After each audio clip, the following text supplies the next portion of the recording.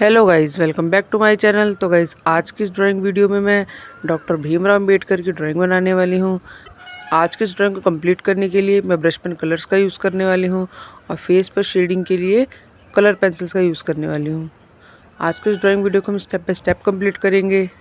अगर आपको ये ड्राइंग वीडियो पसंद आएगी तो वीडियो को लाइक करें, चैनल को सब्सक्राइब करें और कमेंट सेक्शन में बताएं कि आपको ये ड्राइंग वीडियो कैसी लगी।